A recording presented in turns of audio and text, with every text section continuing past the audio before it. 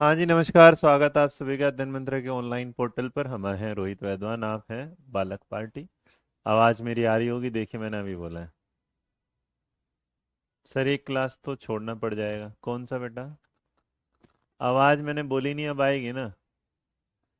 धीरे धीरे होगी शिवानी, एक दो दिन में सारी हो जाएंगी बेटा। ओह, ज्योग्राफी की भी क्लास हो रही, तो एक बाद में पढ़ लेना, ये वाली बाद में पढ़ लेना। जो मन करे वो एक बाद में पढ़ लेना, एक अब उससे कुछ फर्क नहीं पड़ता। ऑनलाइन का फायदा ही है। हाँ बेटा वर्षा, यूजफुल होंगी। Good afternoon, good afternoon, good afternoon. चलो आ जाओ।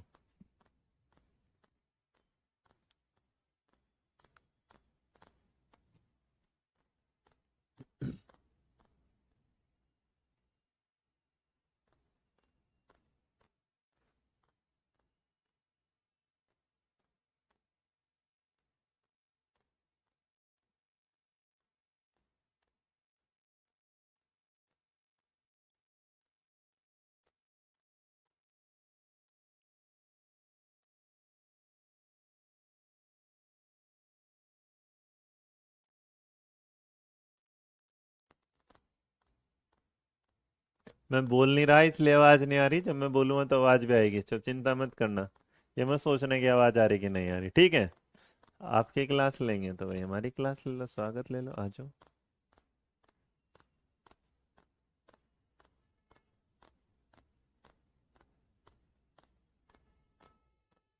चलो, तो देखिएगा जब आप बात करते हैं किस चीज के साथ, तो मैं एक बार इसमें से कुछ चीजें हटा दूं।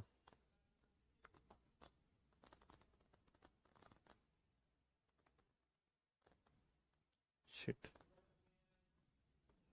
चलो, तो हम बात कर रहे हैं किसके पास? Psycho social theory. क्या बात करेंगे बेटा? साइको सोशल थ्योरी, PSYCHOSOCIAL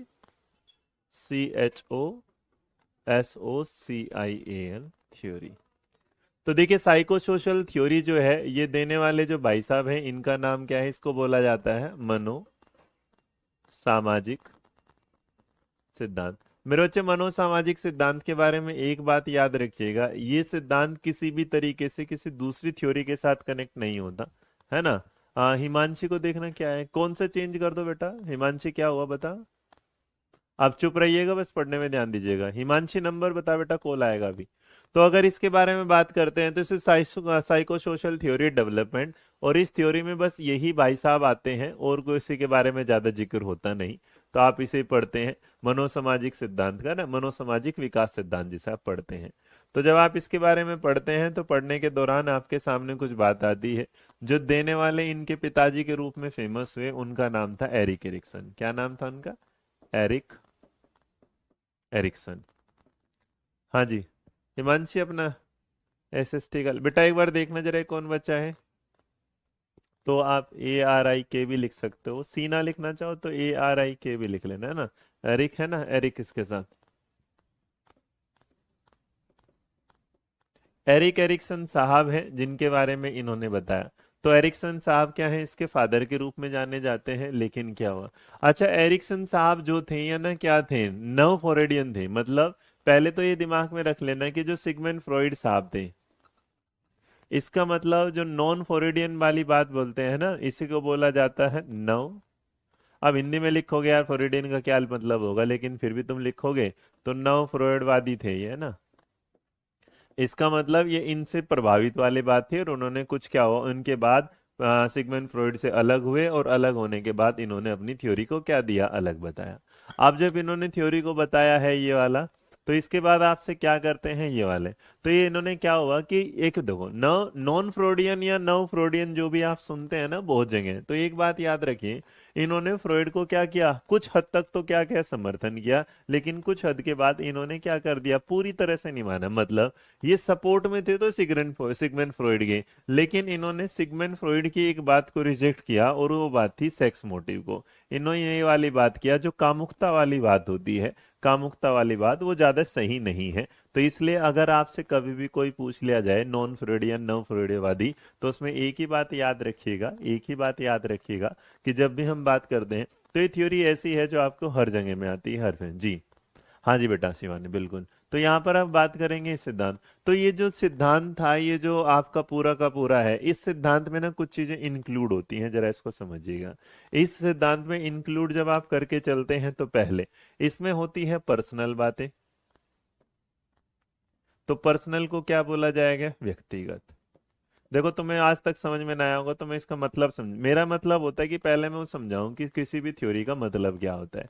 सबका मैसेज मिल रहा है, व्हाट्सएप मैसेज भी लिया था आपको, ठीक है हिमांशी, मैं देख लेता हूँ बेटा। ठीक है, व्यक्तिगत। उसके बाद क्या है? इमोशनल। इमोशनल का मतलब क्या होगा? सामवेगिक। मतलब क्या है? भावात्मक भी, जिसे आप लोग बहुत बार क्या है बोल देते हैं। तो ये पर्सनल के साथ, इमोशनल के साथ। अच्छा शिवम, ठीक है, मैं चेक करता हूँ बेटा, ठीक है। और उसके साथ क्या है? प्लस में क्या है? कल्चर।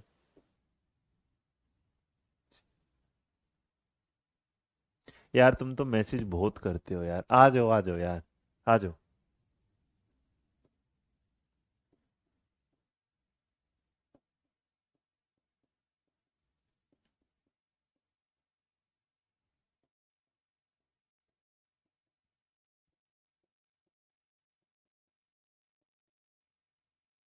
तो देखो, इस बात को समझ लीजिएगा, एरिक एरिक्सन की इस थ्योरी के साथ, हाँ आयान, एरिक एरिक्सन की इस थ्योरी के साथ अगर आपको देते हैं, है ना जी, तो आप क्या करेंगे? ये जो थ्योरी है, ये कॉम्बिनेशन किसका है? पर्सनल, इमोशनल, कल्चर, या फिर क्या होगा? सोशल का।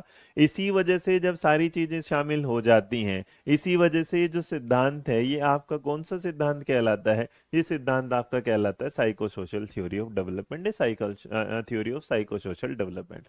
तो अभी मेरी आवाज में बेटा थोड़ी सी आज आपको कम आएगी आवाज, क्योंकि मेरा ना गले में थोड़ा सा वो है। हाँ जी। बेटा, जिन लोगों को ये दिक्कत हो रही है कि सर दूसरी क्लास चल रही है, बेटा रिकॉर्डेड का यही की तो फायदा होता है कि तुम लोग ये भी देख सकते हो, तुम लोग वो भी देख सकते हो है। तो क्यों परेशान रहते हो इस वाली बात के साथ? हाँ, अभी शुरू हुई बेटा। तो अगर इन सारे के साथ करें तो ये जो अगर होगा, पहले बेसिक समझ लो, दोबारा समझा रहा हूँ। Psycho social theory of development जब आप बात करते हैं, मनोसामाजिक सिद्धांत के बारे में जब आप बात करते हैं, देने वाले एरिक एरिक्सन साहब है। एरिक एरिक्सन साहब ने कॉम्बिनेशन बनाया, जिस कॉम्बिनेशन में पर्सनल, इमोशनल, कल्चर और क्या है, सोशल बारे में बात कर लिया। और जब इन सारी चीजों को बात कर लिया, तो ये जो साहब थे, ये नव फ्रायडवादी थे। इन्होंने क्या किया? बहुत तरीके से प्रभावित हुए थे। प्रभावित किससे थे? ये सिगमंड फ्रॉइड साहब थे, लेकिन कुछ चीजें ऐसी हैं जिनके बारे में इन्होंने आपको ज्यादा नहीं जाना। हाँ, इसी को जो ना एपिजेनेटिक प्रिंसिपल भी बोलते हैं, बिल्कुल, लेकिन उसे हटा देंगे अब। शॉर्ट में फिर बता दिया मैंने। अब इसके बाद अगर आप बात करेंगे तो सिगमंड फ्रॉइड की इस थ्योरी के साथ थोड़ा सा जब इनका समझौता नहीं हुआ, तो इन्होंने साइको सोशल थ्योरी के बारे में बात करी। और जो साइको सोशल थ्योरी के साथ बात करी, तो उन्होंने कुछ बात करी। और इन्होंने ना इंसान को जो है ना, अपनी इस थ्योरी को ना लाइफ स्पैम में बांटा 8 तरीकों से। क्या बात है? Life spam. अब जो लाइफ स्पैम है, तो इसका मतलब लाइफ स्पैम का जो मतलब होता है, सॉरी स्पैन है, ये स्पैम नहीं है, SPAN है बेटा। लाइफ स्पैन है ना। तो ये क्या है? स्पैन है। लाइफ स्पैन में बांटा, इसका मतलब जीवन के कुछ क्या है, चरणों में बांटा, जीवन की कुछ अवधियों में बांटा। तो जो जीवन की अवधि इन्होंने बांटी, इन्होंने कहा कि इंसान का जो पूरा जीवन है, वो उसकी 8 अवस्थाओं से होकर गुजरता है। तो 8 अवस्थाओं से जुड़ेगा, तो इन्होंने कुल मिलाकर जो स्टेजेस दे दी, वो क्या है? 8। तो हम ये कह सकते हैं कि एरिक एरिक्सन साहब ने अपने सिद्धांत को जीवन अवधि सिद्धांत के रूप में बताया। और उसके बाद यहाँ पर बताने के बाद उन्हें 8 अलग अलग अवस्थाओं में बांटा। तो जो 8 अलग अलग अवस्थाएं बांटी इस चीज के साथ, 8 अवस्थाओं के साथ जो बांटी, तो इन 8 अवस्थाओं से ही हमारी ये थ्योरी चलती है, जिसमें हम पहले वाली जो थ्योरी को देखते हैं और जो पहले वाली स्टेज को देखते हैं, जो शुरुआत होती है। तो जो शुरुआत होती है, वो होती है विश्वास बनाम अविश्वास। ये क्या होती है? विश्वास बनाम अविश्वास। तो देखिए, विश्वास बनाम अविश्वास के बारे में जब बात करते हैं, तो आप ना जब भी इस थ्योरी को पढ़ोगे, तो इस थ्योरी में ना ज्यादा कुछ नहीं लिखा होगा। इसमें जब आप जाएंगे तो आपने देखा हो ट्रस्ट वर्सेस मिसट्रस्ट, किसको क्या बोला जाएगा? ट्रस्ट वर्सेस क्या होगा? मिसट्रस्ट। अब इसको कहता क्या है, इसको जरा समझिएगा। ट्रस्ट वर्सेस मिसट्रस्ट के साथ जब बात करेंगे, ये क्या होगा जी?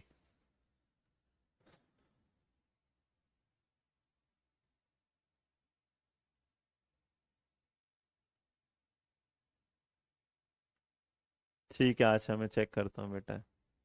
हाँ बेटा, सब बिल्कुल पल्लवी, बिल्कुल। तो अगर यहाँ पर बात करते हैं तो इसके साथ ना जरा समझो। तो आप शायद इस चीज को यहाँ ना समझ पाओ, तो मैंने इसी चीज को समझाने के लिए आपके सामने जो मैंने बताया यही वाली बात, कि इन साहब ने अपनी क्या है, इसकी कोई जानकारी नहीं होती। He was very influence by the psycho analysis theory of Freud, but he more empathize on social aspect of development, so his theory is known as psycho social development. मैंने अभी क्या बताया, कि ये किससे प्रभावित थे? ये जो प्रभावित थे मनोविश्लेषणक सिद्धांत सिगमंड फ्रॉइड से प्रभावित थे। लेकिन इन्होंने क्या किया, अपने सिद्धांत को जब इन्होंने बताया तो इन्होंने क्या हुआ, समाज से जोड़ते हुए मनोसामाजिक सिद्धांत के बारे में दिया।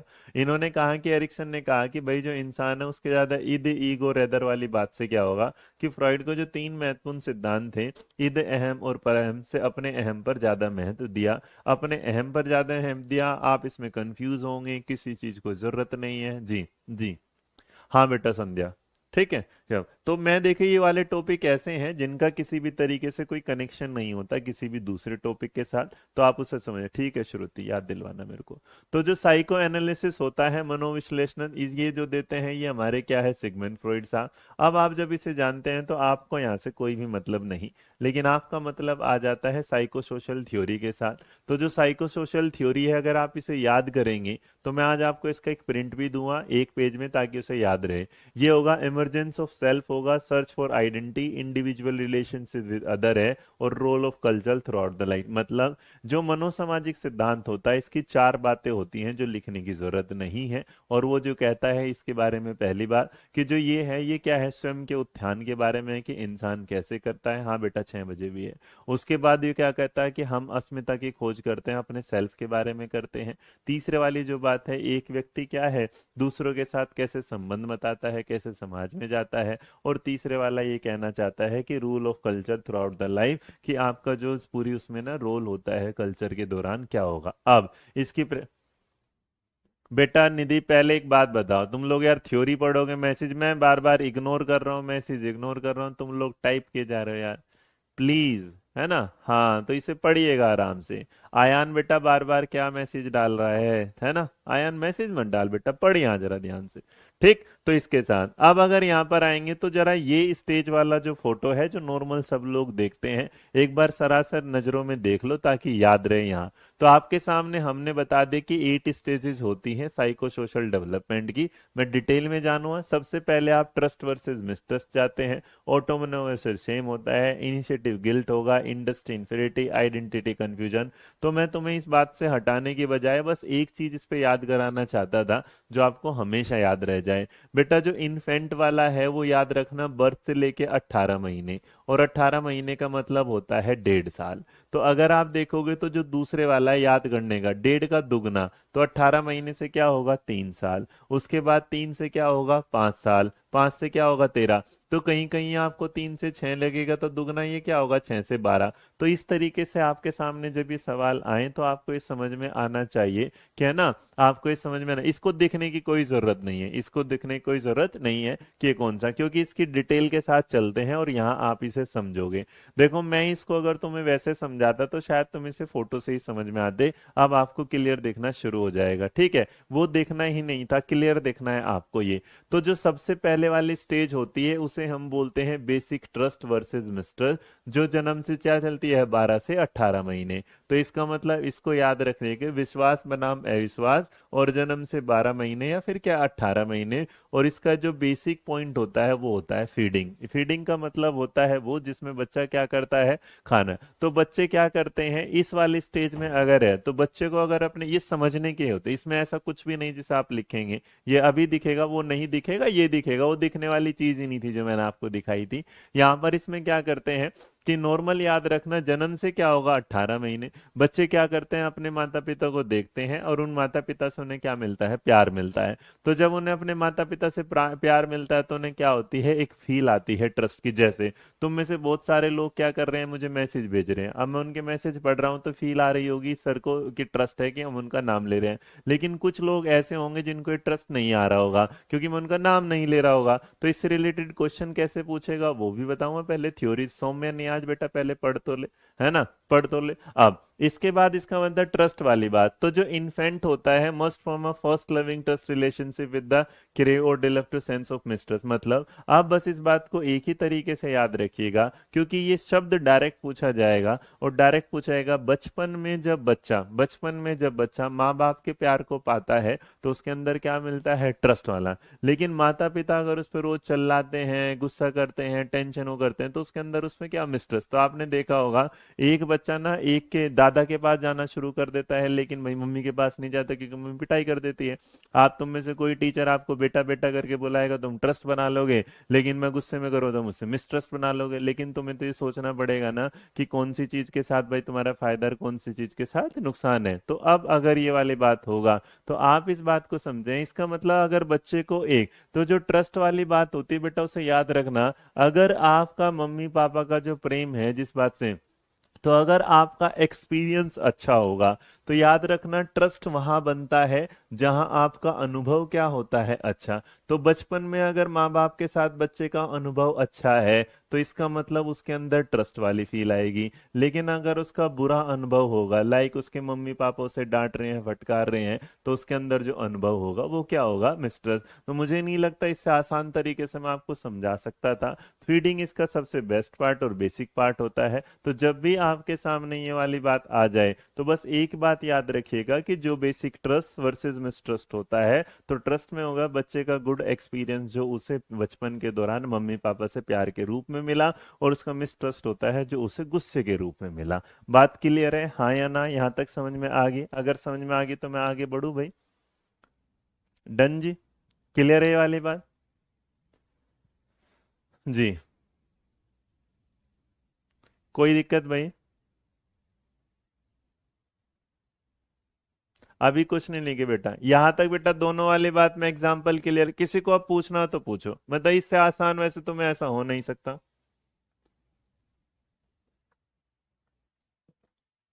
डन, एक बार में समझ में आ जाता है ना, बस। तो इसका मतलब जो फीडिंग जो बचपन वाला टाइम, अब देखो दूसरे वाला फोटो से कैसे समझोगे। अब ये वाला, तो जैसा मैंने पहले वाले को बताया कि वो क्या था, 1.5 साल तक, तो बेटा ये दुगना है, दूसरी स्टेज है, समझ लेना दुगनी है। तो इसका मतलब जो 18 1.5 महीने पे हुई थी, ये 1.5 से कहां तक चलेगी, अब 3 तक चलेगी। कितने तक चलेगी, 1.5 से 3 तक। अब ये वाला होता है जिसमें बच्चा क्या सीखता है, टॉयलेट ट्रेनिंग। टॉयलेट ट्रेनिंग का मतलब होता है, बहुत बार उसे ये लगता है कि यार उसका सुसु ना निकल जाए, कैसे जाना है। हाँ, एरिक्सन ने, ये एरिक्सन ने दी थी, एरिक्सन ही पढ़ रहे हैं उसा, है ना। अब उसके बाद अगर दूसरे वाले स्टेज पर आप चलते हैं, तो जो दूसरे वाली है उसे हम नॉर्मली बोलते हैं स्वतंत्रता बनाम शंका शर्म या लज्जा। तो देखिएगा ये जो स्टेज है, अब स्वायत्ता होगा, स्वतंत्रता होगा, शंका होगा, शर्म होगा, तो 18 महीने से कब तक चलेगी, 3 साल तक। अब इसमें तुम कुछ मत सोचो, इसके नाम से मैं तुम्हें समझाता हूँ किस वाली चीज के साथ, तो अब जरा समझिएगा, है ना। हाँ, I will check it after class ना बेटा, ठीक है, बिल्कुल ठीक है। हाँ। तो यहाँ क्या हुआ कि जब 1.5 से 3 साल वाला बात हुआ, तो अब क्या हुआ, टॉयलेट ट्रेनिंग वाली बात हुई, तो इसका मतलब वॉशरूम खुद जाना शुरू करेगा। वो क्या करेगा, अपने कपड़े पहनने शुरू कर देगा, उसे क्या है, भोजन करना आ जाएगा, तो इत्यादि। पर वो क्या कहता है, वो दूसरों पर नहीं रहना चाहता। मतलब उसकी मम्मी उसे जींस पहनाने आती है, कुछ टी शर्ट पहनाने आती है, तो वो क्या कहता है कि वो खुद से खुद पहन लेता है, इसके तरह।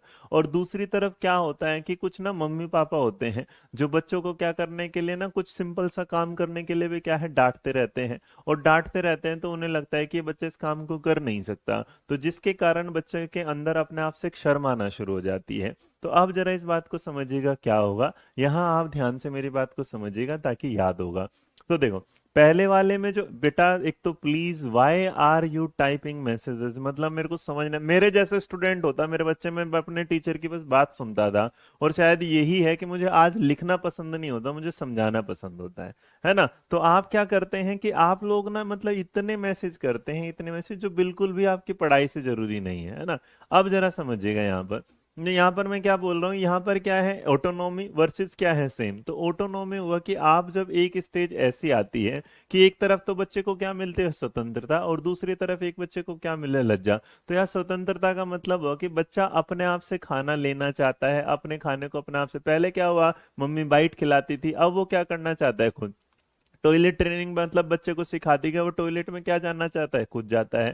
तो please some words in English, है ना। Kamlekar Ashok, I am just doing the same thing in the, है ना। Autonomy and versus same means directly this is word, the Hindi translation is only for that student जिनके लिए वो एग्जाम्पल, क्योंकि example ना best example always जो प्रोवाइड होते हैं वो हिंदी में ज्यादा निकल के आते हैं अच्छे मेरे बच्चे। ठीक है, तो अगर यहाँ पर बात होती है कि जो अगर आप इसमें कहते हैं ऑटोनॉमी, तो ऑटोनॉमी का बस एक ही मतलब रखिएगा, सेल्फ। तो इसका मतलब जो सेल्फ होगा, तो सेल्फ क्यों क्या करना चाहता है, फीडिंग, अपने आप से ही क्या करना चाहता है, खुद से क्या है, खाना चाहता है। वो जो टॉयलेट ट्रेनिंग है उसको दी जाती है इस दौरान। तो इसका मतलब जब बच्चा कोई काम अपने आप से कर रहा होता है, जब बच्चा कोई अपने आप से काम कर रहा है तो दूसरों पर निर्भर नहीं है, तो इसका मतलब वो ऑटोनॉमी वाले, इंडिपेंडेंट वाले पीरियड में है। लेकिन क्या होता है जब वो काम कर रहा है लेकिन मम्मी पापा से बार बार आके टोक देते हैं, ये ना कर, वो ना कर, ये ना कर, वो ना कर, तो इसके अंदर उसमें क्या नहीं है, तो शेम और डाउट होना शुरू हो जाता है कि यार मैं ऐसा हूं कि मैं कुछ भी नहीं कर सकता, है ना। हाँ, तो मैं कुछ भी नहीं कर सकता। तो जब आप इन सारी चीजों को लेके चलते हैं तो बस एक बात याद रख के चलिएगा, यहां पर लिखा है child more engage with physical activities like walking grasping controlling self physical activities.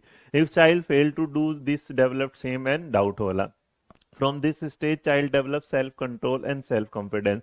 तो यहां मैं कहता हूं why are you wasting your time, and आप क्यों कंफ्यूज होते हैं। तो बस एक ही बात याद रखिएगा, जहां बच्चा अपने आप से काम करता है, सेल्फ इंडिपेंडेंट वाली फील करता है, वो होता है इंडिपेंडेंट। और जहां उसके काम में कोई बीच बार उसे टोका टाकी करता है तो उसे आ जाता है डाउट कि यार कहीं ना कहीं वो कुछ काम कर रहा है गलत। क्लियर, हाँ या ना। जी, यहां तक क्लियर भाई।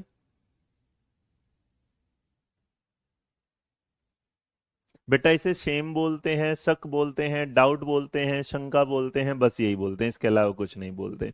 क्लियर ये वाली बात भाई, किसी को दिक्कत परेशानी यहां तक, आगे बढ़े। हाँ, अब इसकी जो तीसरी स्टेज होती है ये फोटो से समझ में आती है।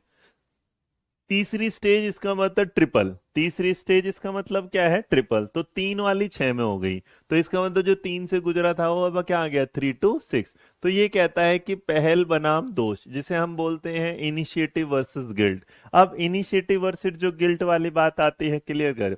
तो इनिशिएटेड वर्सेस गिल्ट को जब आप समझते हैं, इस थ्योरी में सबसे बेस्ट पार्ट यही होते हैं इनके, जब तो आप देखेंगे तो मैंने उसके बीच में ना ये इंडिपेंडेंस। अब देखो जो पहले वाला था टॉयलेट ट्रेनिंग वाला था, तो वो अपना काम करना शुरू कर देता है, टोका टाकी करेगा तो उसे गिल्ट डाउट आता है।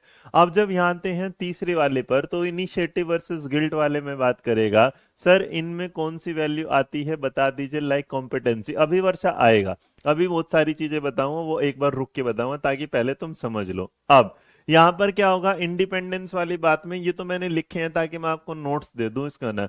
यहाँ क्या करते हैं, यहाँ ना ये इसकी एक स्टेज होती है, इस स्टेज में ना अगर बाई चांस कोई पूछ ले तो याद रखना, क्योंकि 3 to 6 वाला हो तो इसी को प्री स्कूल एज भी बोला जाता है।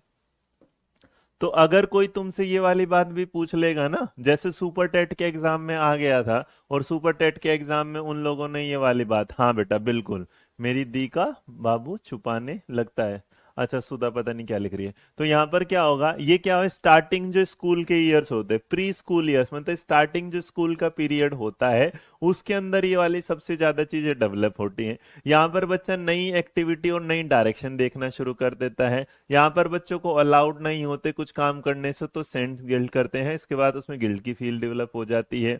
वो इसे कोई कहता है ऐसा करो वैसा ना करो, ये वाला। तो ये जो लाइन है ना प्री स्कूल टाइम, ये इसका सबसे मोस्ट इंपॉर्टेंट फैक्टर होता है। और आज तक जब भी एग्जाम में कोई पूछा गया है तो उन्होंने यही पूछा है कि प्री स्कूल। जी जी, वर्सेस क्या होता है सर, पहले बता दिए कौन। वर्सेस होता है बेटा, इसका मतलब एक चीज नहीं मिली तो दूसरा, जैसे आपने वेट्स देखा होगा शादी के दौरान, इंडिया पाकिस्तान का मैच होता है, इंडिया वर्सेस पाकिस्तान, तो इसका मतलब अगर एक चीज ट्रस्ट नहीं आएगा तो मिसट्रस्ट आ जाएगा, अगर बेटा ऑटोनॉमी नहीं आएगी तो शेम आ जाएगा, अगर इनिशिएटिव नहीं लगेगा तो गिल्ट आ जाएगा, मतलब एक नहीं आएगा तो दूसरा आ जाएगा। ठीक है, हाँ स्टेजेस से ही क्वेश्चन आते हैं प्रिया। अब यहाँ पर कुछ चीजें होती है जैसे ब्लेम वाला, पर्पस वाला, किस तरीके से ना, हाँ। तो अब अगर इस चीज के साथ आप आगे बढ़ेंगे तो आपको बहुत सारी चीजें और दिखाई देंगी, तो जरा मैं वो भी समझा देता हूँ आपको फटाफट, कैसे जरा समझिएगा। एक सेकंड, आपके मेरे को मैसेज देखना बंद हो गया भाई। हाँ अब आगे बस। हम्म। रुको भाई, एक बार मैसेज बंद हो गए तुम्हारे, फिर तुम करोगे।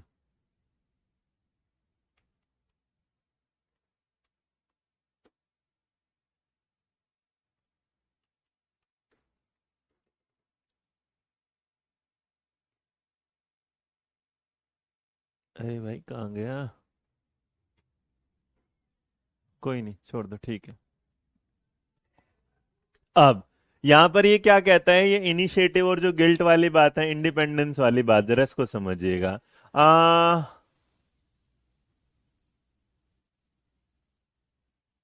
हम्म। देखो, थर्ड दोबारा समझो, थर्ड तो मैंने समझानी छोड़ दो, थर्ड में बस एक ही बात, प्री स्कूल वाली बात। इसको कुछ इस समय तरीके से समझो जो थर्ड वाली है। थर्ड वाली में बेटा ये वाली हो, एक तो क्या हुआ डू, और एक क्या हुआ डोंट। एक क्या हुआ डू और एक क्या हुआ डोंट। तो डू और डोंट के साथ जो बात करती है, अगर बच्चे ने कुछ काम किया और उसके माँ बाप ने उसे करने दिया, तो जो माता पिता उसे काम करने दे रहे हैं, तो इसका मतलब माता पिता का काम करना, पेरेंट्स का कोई रोका टोकी ना करना, इंडिपेंडेंस देना, आजादी देना, ये वाला है ना। अब जरा समझ के चलते रहिएगा यहाँ पर। तो अगर इस बात को लेके चलेंगे कि जो माता पिता हैं बच्चे की जिंदगी में क्या कहते हैं, कुछ नहीं, और बच्चे क्या करते हैं, खुद से कुछ ना कुछ क्या क्या न्यू करते रहते हैं, कुछ क्रिएशन करते रहते हैं, उन्होंने कुछ लाया, कुछ एग्जाम्पल बनाया, कुछ टॉयज बनाए, खेलने में कुछ नई गेम्स इजाद करी या कुछ भी। तो अगर ये सारा काम करते रहते हैं, तो जब बच्चे में डू वाली फीलिंग आ रही है, तो इसका मतलब जो घर वाले काम कर रहे हैं, तो इसका मतलब इनिशिएटिव। बेटा याद रखिए, इनिशिएटिव का मतलब ही होता है जब आप किसी चीज की क्या करते हैं, शुरुआत करते हैं। इनिशिएटिव का जैसे आपने ना इनिशिएटिव लेना कहते हैं, तो इनिशिएटिव लेना ही इस बात के बारे में बताता है कि आप किसी चीज को क्या कर रहे हैं, शुरुआत। अच्छा, जब कोई इनिशिएटिव लेता है और इस इनिशिएटिव लेने के दौरान जो माता पिता हैं कभी उसे रोक देते हैं, नया करते टाइम क्या कर रहा है, तो ये वाली बात, क्रिएशन तूने सब कुछ बर्बाद कर दिया, पूरा घर तोड़ ताड़ दिया, खिलौने तोड़ दिए। एक माता पिता ऐसे हैं जो खिलौने तोड़ने के बाद कहते हैं कोई बात नहीं, इससे कुछ नया सीख रहे हैं। दूसरी तरफ एक कहते हैं कि तूने खिलौना तोड़ के ना गड़बड़ कर दी। तो अगर यहाँ पर इस सारी चीजों के साथ होता है, तो जब मम्मी पापा करते हैं उसे कुछ न्यू इन्वेंशन क्रिएशन के साथ, तो वो होता है इनिशिएटिव। लेकिन अगर उसने कुछ ब्रेक कर दिया था खिलौना, और उसके बाद उसे डांटते हैं, स्कोल्ड करते हैं, तो जैसे ही स्कोल्ड करते हैं तो उसके अंदर एक फीलिंग आ जाती है कि वो कुछ क्या कर रहा है, गड़बड़। और जो गड़बड़ वाली फीलिंग है वो इसे क्या दे देती है, गिल्ट। क्या दे देती है, गिल्ट। तो याद रख के चलिएगा, तीसरी जो स्टेज होती है इसके बारे में डू और डोंट से ज्यादा समझिएगा। स्टेप टू डू समथिंग जो होगा वो इनिशिएटिव होगा। स्टेप है ना सर, आपसे चलेगा। और उसके बाद जो दूसरे वाले बात होगी, तो आलोचना और दंड वाली जो बात होगी वो डोंट। यहां तक बात समझे कि नहीं समझे? देखो, एक क्या होगा, इनिशिएटिव। इनिशिएटिव होता है किसी काम को करने के लिए श्रेय लेना, और जो गिल्ट होता है उसके लिए क्या आ जाएगी, इसका मतलब भाई हमें क्या आ रहा है, दोष है। तो यहां जब हम समझ रहे हैं, तो जब कोई बच्चा कुछ काम कर रहा होता है और उसमें करते टाइम माँ बाप का उसे सपोर्ट मिलता है, तो वो इनिशिएटिव लेना शुरू कर देता है, क्योंकि उसकी मदद। लेकिन अगर उस काम को करते टाइम उसने कुछ नुकसान कर दिया और उसे कोई डांट देता है, तो इसका मतलब उसके बाद उसे उससे रिलेटेड गिल्ट होना शुरू। अब तो क्लियर आ गया बेटा? हाँ, तो जैसे बहुत सारे घर में छोटे बच्चे होंगे, तो जो छोटा बच्चा 5 साल का कुछ कर रहा होगा और आप उसे कह रहे हो, प्रोत्साहित कर रहे होंगे, इनिशिएट कर रहे होंगे, इनकरेज कर रहे होंगे, तो इसका मतलब ये होगा इनिशिएटिव। और दूसरी तरफ अगर ये वाली बात होगी सो रोकेंगे, तो ये होगा आपका गिल्ट। क्लियर भाई? जब अच्छे हों और बुरे हों लेने पर, बहुत बढ़िया। चले आगे। हाँ बेटा, तीसरी स्टेज जो होगा इसे क्या बोला जाता है, हम अर्ली चाइल्डहुड भी बोलते हैं, बिल्कुल अर्ली चाइल्डहुड आप इसे बोल सकते हैं। अब देखिएगा यहाँ पर बच्चों के अंदर क्या हो जाएगा, गिल्ट जब डेवलप हो जाए, तो इस डेवलप होने के बाद भी बहुत सारी चीजें आपके सामने आती है। और जो बहुत सारी चीजें आपके सामने आती है उसको जरा समझिएगा किस प्रकार आप समझते हैं। ये रहा, मैं आपके सामने कुछ दिखाता हूँ। क्या हो गया आज हमारे इसमें? एक सेकंड, ये कोई और ही है, हाँ। हम्म।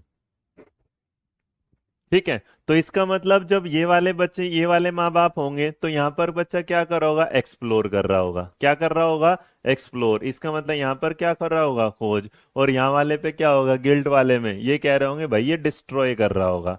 क्या कर रहा है? डिस्ट्रॉय। और इसको ना आप नॉर्मली क्या बोलेंगे? तोड़ फोड़ मचा रहा है बच्चा। तो जब तोड़ फोड़ वाली बात पर आएगा तो उसे इसका मतलब क्या होगा? गिल्ट। अब अगर इसी के तीसरे स्टेज पर चलेंगे तो ये देखो, ये होता है आपकी स्कूल वाली स्टेज। ये आपकी कौन सी स्टेज आ जाती है? स्कूल वाली।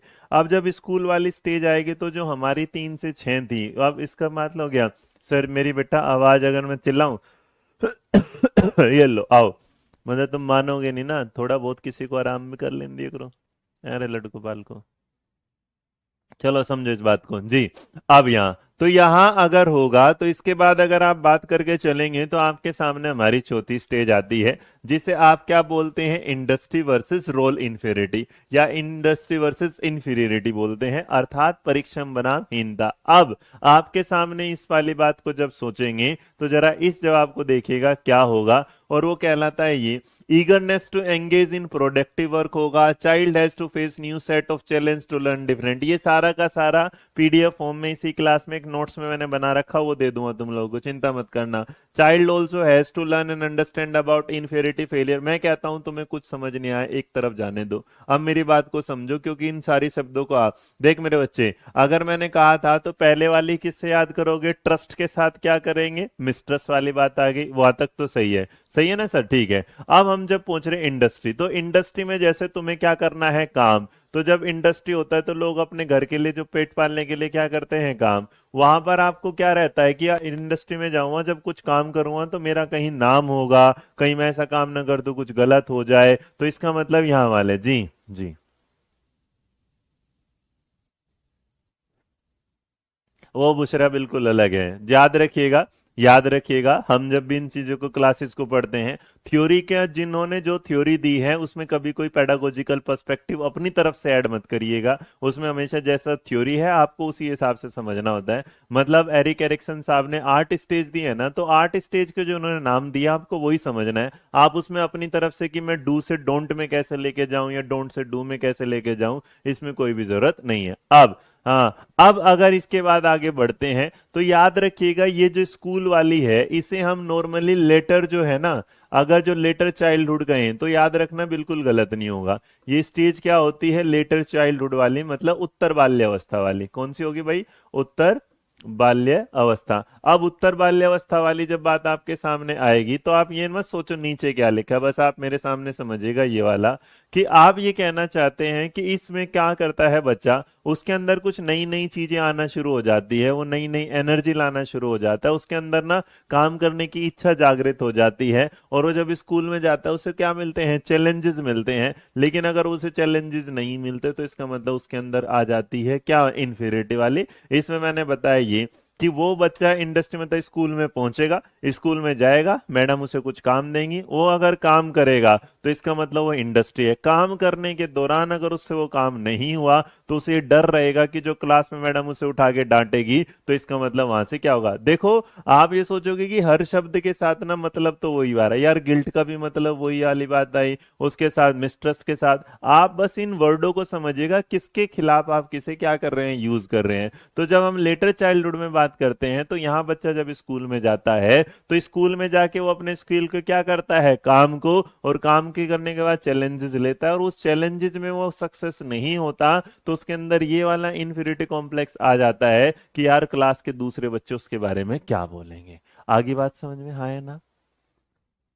बेटा मेरी तबीयत जैसी भी है ऐसी है ना, तो यहाँ ध्यान दो, क्योंकि तबीयत खराब भी होगी तब भी तुम्हें तो पढ़ना ही ना। हाँ, तो वर्क होमवर्क करना और ये सारी चीजों के साथ आप समझे। अब एक बात बताइएगा, जब यहाँ उसने इंडस्ट्री वर्सेस इन्फीरियरिटी होगी, हाँ, तो अब इसके बाद कॉम्पिटेंसी आने के साथ साथ उसके सामने जब होगा तो यहाँ पर उसके बाद वो क्या होगा? आइडेंटिटी और क्या होगा? Role confusion. अब आइडेंटिटी और रोल कंफ्यूजन का मतलब क्या होता है? आइडेंटिटी होता है किसी चीज की पहचान, और यही वो साल होता है 12 से लेके 20 वाला। मतलब जब हम चाइल्डहुड से निकलते हैं, जवानी में पहुंचते हैं, और जवानी में पहुंचने के दौरान अब हमें दिमाग में आ जाता है कि समाज में अपनी क्या बनानी है, एक पहचान। अब अगर वो पहचान बनानी है तो इसका मतलब एक ऐसा रोल बनाना पड़ेगा, एक ऐसी भूमिका बनानी पड़ेगी जो सबके सामने क्या हो जाए, अच्छा हो जाए। जी, ये तो प्रोस्पेक्टिव देखते हो, बिल्कुल ज्योति। तो यहाँ 12 से 18 आता है, 12 से 20 वो तुम लगना। तो इसी स्टेज को जो बोला जाता है पीयर रिलेशनशिप, या इसी को क्या बोला जाता है बेटा, एडोलसेंस। बस इस बात को दिमाग में रख के चलेगा। अब यहाँ पर क्या होगा कि यहां पर adolescence has to develop identify in profession में आ जाएगा, जेंडर रोल में, पॉलिटिक्स में, रिलीजन में। उसके साथ identity is the central point हो जाता है, पूछता है कि मैं कौन हूं। और उसके बाद आइडेंटिटी रेफर करता है organization of the individual drive, ability and belief. आप भूल जाओ इतनी सारी बातों को, क्यों याद करोगे, है ना? हाँ, तो याद रखिएगा। नहीं बेटा, ऐसा कुछ नहीं होगा प्रियंका। तो यहाँ पर जो आता है कि ये जो एडोलसेंस वाली स्टेज होती है, इसमें बच्चा ये कहता है कि मैं कौन हूँ, तो वो अपने लिए क्या करता है, काम करता है। अपने घर में जाता है और पूछता है कि मम्मी मैं कौन हूँ, तो मम्मी कहते हैं बेटा तू तो बेटा ही है मेरा। कह लेंगे नहीं मम्मी, मेरे को समाज में पूछा कि अपने मम्मी पापा के बिना तुम क्या हो। तो इसका मतलब इसे पहचान की जो संज्ञा जाती है। तो जब बच्चा क्या करता है, एक बात समझो इसको। तो आइडेंटिटी वर्सेस कंफ्यूजन का मतलब दो तरीके से, आई रखो यहाँ पर, सी रखो, इसको थोड़ा सा इसी तरीके ने।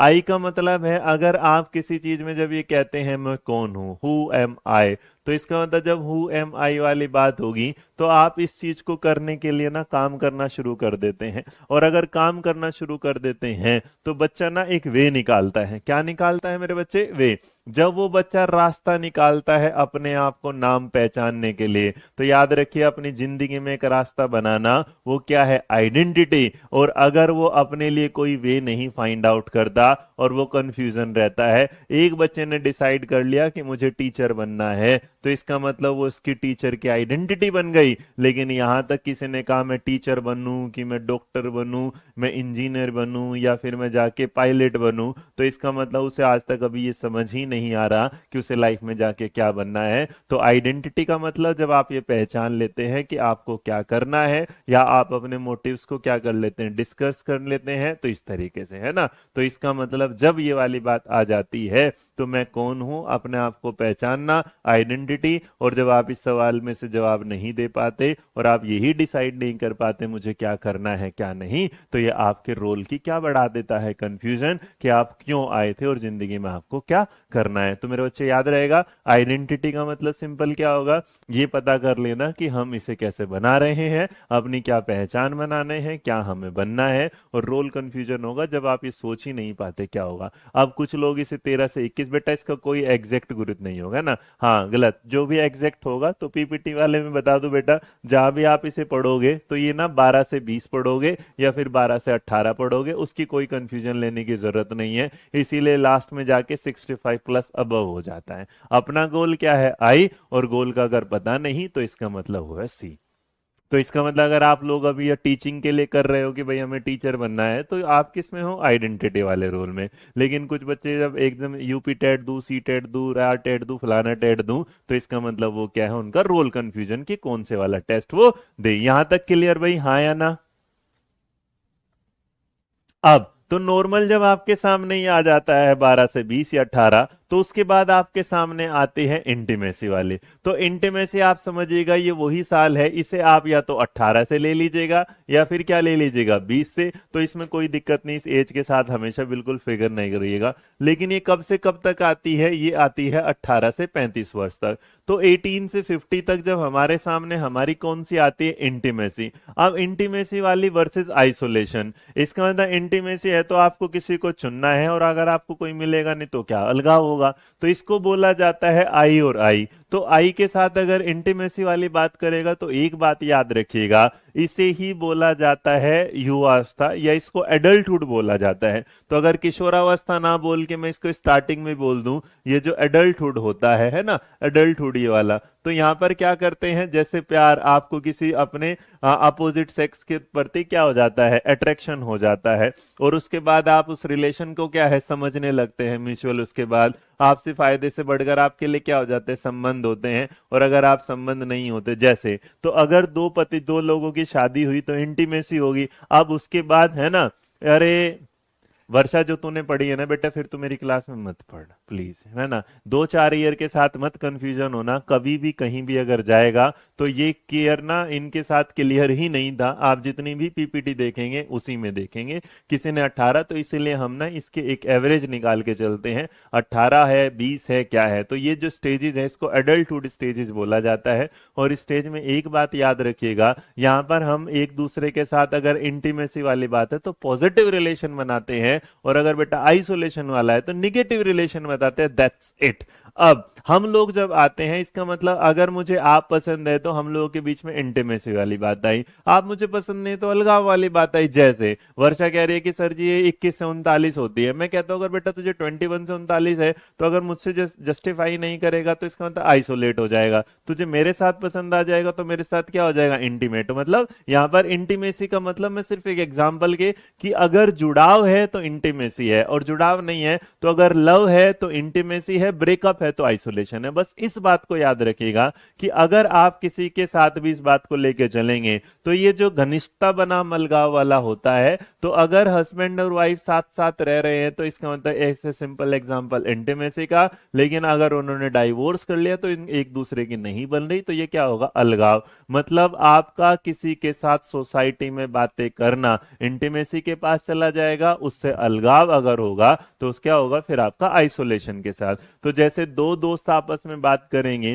क्योंकि पीयर ग्रुप की तो उम्र निकल गई तो अब बड़े वाले, तो दो लोग अगर आपस में बात करके एक दूसरे की बातों से संतुष्ट हैं तो वो क्या होगा, इंटीमेसी। और अगर संतुष्ट नहीं है तो वो क्या होगा, आइसोलेशन। आ गया भाई, इससे ज्यादा बढ़िया एग्जाम्पल तो मैं दे नहीं सकता। ठीक है, हाँ आ गया समझ में।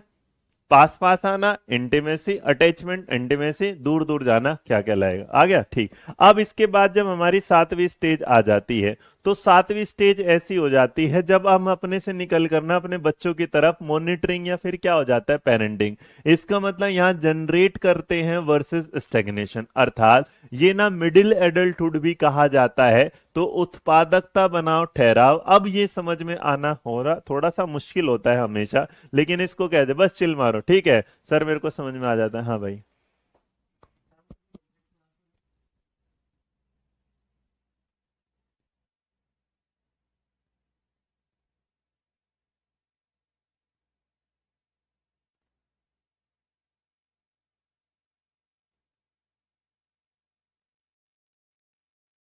जी, तो अब आपके सामने जनरेट, दो जनरेटिविटी का मतलब होता है जब आप किसी चीज को क्या करते हैं, जननता। इसको ना जननता अगर बात बोला समझ में आ गया, ठीक है। तो ये जो होगा इसके बारे में एक बात याद रखिएगा, ये एक ऐसी स्टेज है जो आपके ना फ्यूचर जनरेशन के बारे में, देखो यहां पर क्या है, जनरेशन। जनरेशन मतलब आज मेरे दादाजी थे तो उन्होंने मेरे मम्मी पापा के साथ, और मेरे मम्मी पापा से हम आए, हमसे अगली जनरेशन आई, आज मैं आपको पढ़ा रहा हूं। तो नॉर्मली अगर कोई पूछेगा ये स्टेजेस क्या होगी, तो ये मेरे बच्चे याद रखना, ये 35 से लेके क्या लेके चलते हैं, 65। तो please don't focus on stage at all, इसकी एज पे कोई नहीं करेगा। एज अगर पूछी जाएगी तो शुरुआत की 4 पूछी जाती हैं, एज अगर कभी भी पूछी जाए तो याद रखिएगा शुरुआत की क्या होती हैं, 4, जिसमें पहली आती है जन्म से लेकर 18 मतलब 1.5 साल तक, दूसरी आती है 1.5 साल से लेकर 3 साल तक, तीसरी आती है 3 से 6, और चौथी आती है 6 से 12, क्योंकि 12 पे चाइल्डहुड खत्म होता है, मैंने ये समझाया था। अब अगर यहां पर होगा तो इसमें क्या होता है कि यहां हम उस स्टेज में आते हैं जब हम अपने आप को छोड़कर अपने बच्चों की तरफ बढ़ना शुरू हो जाते हैं। और अगर अपने बच्चों की तरफ चढ़ना शुरू हो जाते हैं तो हम क्या होते हैं, उनके लिए क्या हो जाता है, हमें क्या दिमाग में, तो जनरेटेड वर्सेस स्टैग्नेशन का मतलब ही होता है उत्पादकता बना ठहराव। इसका मतलब हम जनरेट कर रहे हैं जनरेशन को बढ़ाने के लिए, और हम अपने आप को क्या कर लेते हैं, हम रोक लगते हैं कि हमारी जिंदगी में क्या आ गया, ठहराव आएगा। तो इससे हमारी जो स्थिति है, मतलब ये कि हम अपनी अगली पीढ़ी को आगे बढ़ाने के लिए जो टेंशन हमारे दिमाग में आ जाती है, उससे हम अपने आप को आगे नहीं बढ़ा पाते और हम वहीं रुक जाते हैं। तो हमारा रुकना क्या, स्टेग्नेशन है, और अपनी आगे वाली जो पीढ़ियों को आगे बढ़ाना हमारे जनरेशन वाली बात होगा, ठीक है। अब तो शायद अब बहुत सारे लोग कोलबर्ग और एरिक्सन में कंफ्यूज होते हैं, मुझे नहीं लगता कि वो आगे। तो याद रखिएगा स्टार्टिंग की एज फिक्स होती है, बाद वाले में आप जब भी देंगे तो आप कंफ्यूजन के साथ आगे बढ़ेंगे। अब जब आप किसी चीज की जनरेशन और स्टेग्नेशन के साथ बढ़ जाते हैं तो आपके सामने हमारी आखिरी स्टेज आती है जिसमें आते हैं ईगो इंटीग्रिटी वर्सेस डिसअपेयर। तो जो डिसअपेयर होता है तो इसको हम ये बोल देते हैं कि जो 65 साल के बाद होता है, जो 65 साल के बाद होता है वो बिल्कुल एकदम क्या होता है, नॉर्मल वाला। तो अब अगर इस चीज के साथ आएंगे तो यहाँ ईगो इंटीग्रिटी का मतलब होता है कि सनिष्ठता बनाम क्या होगा, निराशय। इतना मुश्किल शब्द है लेकिन इसे समझा कैसे जाएगा, अहम संपूर्णता। अहम संपूर्णता का मतलब होगा ईगो इंटीग्रिटी कि मेरा काम तो हो गया। इस अवस्था में क्या करता है, मृत्यु की तरफ चलना शुरू कर देता है। इसे हम ओल्ड एज भी बोल देते हैं। क्या बोल देते हैं बेटा, ओल्ड एज बोल देते हैं, क्योंकि अब जो उम्र हो चुकी है वो किसकी होगी है, बुढ़ापे की होगी और धीरे धीरे इस दुनिया से हमें क्या होगा, जाना होगा। तो कॉन्टिन्यूशन क्या होगा, जनरेशन होगा, स्टेप क्या होगा, स्टेग्नेशन होगा, बिल्कुल बुढ़ापे की अवस्था। इसमें क्या होगा कि भाई आपको क्या करता है, कभी कभी पुराने वक्त याद आता है। तो अगर पुराना वक्त आने के बाद आपके अंदर खुशी आती है, बच्चों के साथ आपने कुछ किया है, आपने अपने परिवार के लिए कुछ दिया है, तो आप इसे पॉजिटिव ले लेते हैं। लेकिन अगर मेरे बच्चे आपको लगता है कि मैंने अपने परिवार के लिए कुछ किया ही नहीं है, तो आपके अंदर एक ना निगेटिविटी आ जाती है, और जो निगेटिविटी आती है वो आपको हर चीज से क्या करना शुरू कर देती है, डिसअपेयर। और नॉर्मली आप डिसअपेयर को कह सकते हैं कि वो स्थिति आ जाती है जिसमें जो है वो इंसान है वो कहाँ पहुंच जाता है, मृत्यु के द्वार पर पहुंच जाता है। अब मैं आपसे अगर इस चीज को समझाने की सुने तो आप इस चीज को जब समझेंगे तो कंफ्यूजन कैसे दूर करेंगे, एक बार मेरे साथ दोबारा आना। तो मेरे बच्चे, मैं आपसे कहता हूं कि तुम कुछ भी मत याद करो, कुछ भी मत याद करो, तुम बस मेरे साथ एक बार अगर याद करोगे तो अगर शायद मैं कहता हूं तुम्हें कुछ दिखाई ना दे, कुछ भी दिखाई ना दे, और तुम्हारे सामने मान लो फोटो भी दिखाई नहीं दे रहा, तो इस फोटो को अगर दिख भी नहीं रहा तो कुछ मत करो, अब रिकॉल करो। इसलिए मैंने कहा था, देखो तो जितने लोग होंगे ना, जो आप ऑनलाइन ये पेज पढ़ोगे, ये पहली स्टेज होगी, ये क्या होगी, दूसरी होगी, ये क्या होगी, तीसरी होगी, ये क्या होगी, चौथी होगी, ये क्या होगी, पांचवी होगी, ये हमारी क्या है, छठी होगी, ये हमारी क्या है, सातवीं होगी, और ये क्या है, आठवीं। तो जो ऑनलाइन आप देखेंगे, तो क्योंकि हम चाइल्डहुड को समझते हैं, जब चाइल्डहुड बेटा खत्म ही 12 पर होता है तो हम इसे 13 से नहीं लेते, इसलिए अब यहाँ जीना या मरना यहाँ से। देखो पहले वाला होता है ट्रस्ट वर्सेस, इसका मतलब ये एक आशा का है। ट्रस्ट वर्सेस क्या होगा, आशा है, एक होप है कि हमारे घर वाले आएंगे जो हमें क्या है, संभाल लेंगे। दूसरे वाली जो स्टेज होती है, दिख नहीं रहा दिखो मत, है ना, दिखो मत कोई दिक्कत नहीं। तो दूसरे वाली जो शेम की वाली बात होती है, इसका मतलब विल पावर के साथ चलती है। जो तीसरी है जिसमें गिल्ट है, इसका मतलब हमारा कोई पर्पज है जिसमें हम कुछ काम करते हैं। इंडस्ट्री वर्ड में हमारे सामने क्या आते हैं, कॉम्पिटेंसी आ जाते हैं, जिसमें हम एक दूसरे के साथ कॉम्पिटेंशन करना।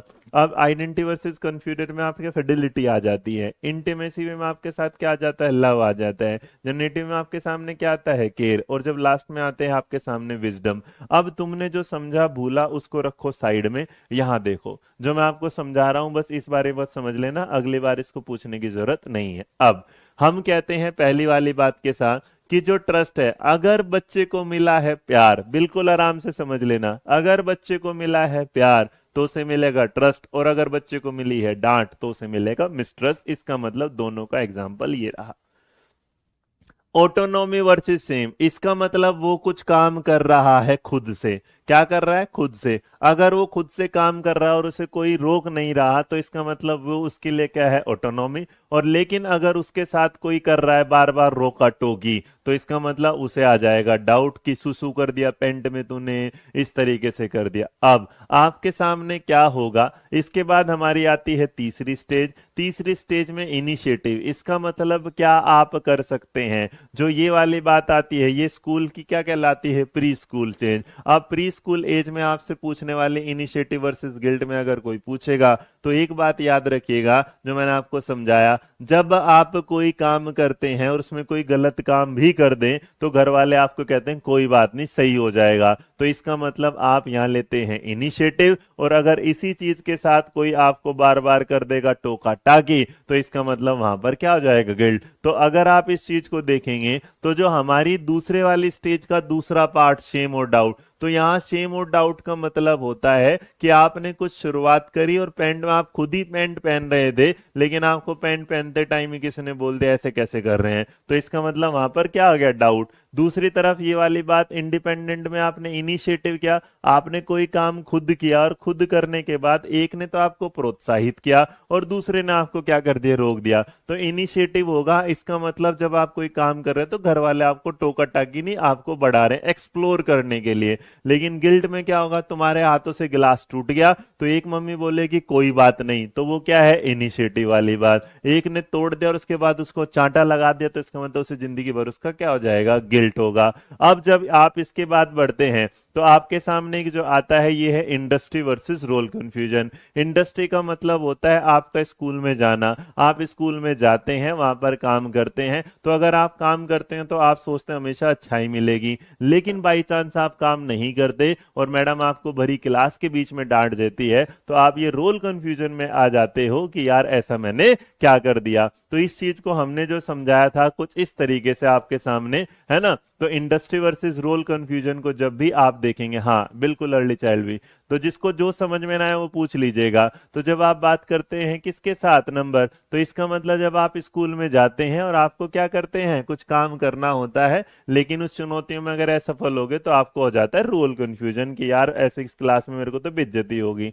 अब जब आप बड़े हो जाते हैं तो बड़े होने के बाद एक फैसला लेते हैं, अब मेरी पहचान क्या है, अब मेरी पहचान क्या है। तो जो मेरी पहचान है उसके लिए मैं क्या करता हूं, काम करता हूं। तो अगर मुझे ये वाली बात पता चल गई कि आज मैं टीचर बनना चाहता हूं, तो ये मेरी क्या है, आइडेंटिटी, लेकिन आज तक मैं समझ ही नहीं आया कि मैं क्या बनूंगा, तो इसका मतलब ये मेरा है रोल का कंफ्यूजन। क्या होगा, रोल का कंफ्यूजन। जैसे इस रोल के कंफ्यूजन के बाद आप आगे बढ़ते हैं तो आप बढ़ते हैं इंटीमेसी वर्सेस आइसोलेशन। इंटीमेसी और आइसोलेशन का मतलब होता है एक तरफ आपको प्यार मिल रहा है, एक तरफ आपको अलगाव मिल रहा है। जब आप प्यार करेंगे आपको सारी चीजें अच्छी मिलेगी, तो इसका मतलब आप पॉजिटिवली इस वाले एरिया में रहेंगे। आप जो चाहते हैं वो नहीं मिल रहा तो आप आइसोलेट करना शुरू कर देंगे अपने आप को, जैसे कोरोना में आइसोलेशन में पहुंच जाते थे। तो इसका मतलब दो लोगों के बीच में या तो प्यार होगा या अलगाव होगा। एरिक्सन साहब इसे 6 स्टेज पे इंटीमेसीज वर्सेस क्या बोलते हैं, आइसोलेशन बोलते हैं। अब सारी स्टेजेस में बेटा निगेटिव पॉजिटिव कुछ नहीं, सिचुएशन है, जो भी वर्सेस के बाद है वो निगेटिव है, जो भी वर्सेस से पहले है वो पॉजिटिव है, बस इस बात को हमेशा याद रखिएगा। अब जब आप अलगाव हो जाते हैं तो आपके अगर जुड़े हुए हैं तो जुड़े हुए आप अब कहते हैं हम तो जुड़ गए, हम अब अपनी अगली जनरेशन के बारे में सोचेंगे कि भविष्य उनका बना रहे। तो जैसे हमारे मम्मी पापा ने हमारे लिए भविष्य बनाया कि पैसे जोड़े, बैंक में पैसे रखे कि हम नौकरी कराएं, वो हमें पढ़ाते हैं लिखाते हैं सब, तो अगली जनरेशन पर जब उनके लिए काम करते हैं तो वो अपने आप को क्या कर देते हैं, रोक देते हैं। तो उनकी लाइफ में क्या आ जाता है, ठहराव। तो इसका मतलब जनरेशन को आगे बढ़ाना, जनरेटिव, और उसके बाद स्टेग्नेशन, अपने आप को क्या है, उस चीज के बाद रोक देना। जब आप इसके बाद रोक देते हैं तो इनकी 7वीं स्टेज के बाद हमें मिलता है आखिरी, जहां पर आप जाते हैं ईगो की इंटीग्रिटी के साथ और डिसअपियर। ईगो इंटीग्रिटी कहती है कि जो आपने जिंदगी में पाया अगर आप उससे संतुष्ट हैं तो आप पॉजिटिवली रहते हैं, और अगर आपको लगता है कि मैंने तो इस दुनिया में आके कुछ किया ही नहीं था तो आप निगेटिवली इस दुनिया से जाना तय है। लेकिन एक पॉजिटिविटी रहकर, और एक क्या होगा, निगेटिविटी का। ठीक है भाई, अब ये था मेरी तरफ से एरिक एरिक्सन का भाई। और एरिक एरिक्सन की इस थ्योरी के बाद इससे रिलेटेड क्वेश्चन मैं अलग कराऊंगा, क्योंकि मैं मिक्सचर कराऊंगा सारे क्वेश्चंस का। तो अगर आपके सामने ये वाली बात है तो मैं आशा करता हूं जैसा वैसे मुझे आपके मैसेजेस दिख रहा है कि आपको ये समझ में आ गया। स्टिल मैं आपको एज इट इज जो पीडीएफ होगा वो मैं आपको अवेलेबल करा देता हूं, लेकिन इसके बीच में दो कॉन्सेप्ट जरूर जान लीजिएगा इंपॉर्टेंट। एक होता है सेल्फ कॉन्सेप्ट, एक होता है सेल्फ स्टीम। तो मेरे बच्चे याद रखें, अपने स्वयं के बारे में स्वयं की सोच होती है सेल्फ, और जो सेल्फ स्टीम होती है वो होती है ये कि अपनी योग्यताओं, विश्वासों, व्यवहारों क्यों एक सम्मान देना और समझ देना होती है। तो सेल्फ स्टीम होता है इस तरीके से कि जब आप अपने कुछ काम और अपने व्यवहार के आधार पर अपने आप को क्या लेके जाते हैं आगे। तो सेल्फ कॉन्सेप्ट अपने बात में अवधारणा, और उसके बाद सेल्फ स्टीम होती है ऐसी वैल्यू जो आपको बताती है कि आपके कैरेक्टरिस्टिक्स, आपकी एबिलिटी और आपके व्यवहार। तो एक ही बात याद रखिएगा, जब भी आपके सामने कोई पूछेगा तो अपने बारे में क्या बोला मैंने, अपने बारे में कोई परसेप्शन बना लेना सेल्फ कॉन्सेप्ट कहलाएगा, और अपने व्यवहार और अपने चरित्र के बारे में जान लेना आपकी सेल्फ स्टीम कहलाएगा। आशा करता हूँ ये सवाल में होगा। जितने भी लोग सवाल पूछ रहे हैं पूछ सकते हैं। हाँ मुन्ना अंसारी बेटा, क्लास के बाद दूंगा उसको मैं, ठीक है। चलो ध्यान रखो, टेक केयर, खुश रहो, मुस्कुराते रहो। मैंने हिंदी इंग्लिश दोनों में आपको बता दिया, ठीक है। चलो, तो इसका मैं पीडीएफ आपको अवेलेबल करा देता हूँ, इनकी कोई भी जरूरत नहीं है, ठीक है जी। चलो।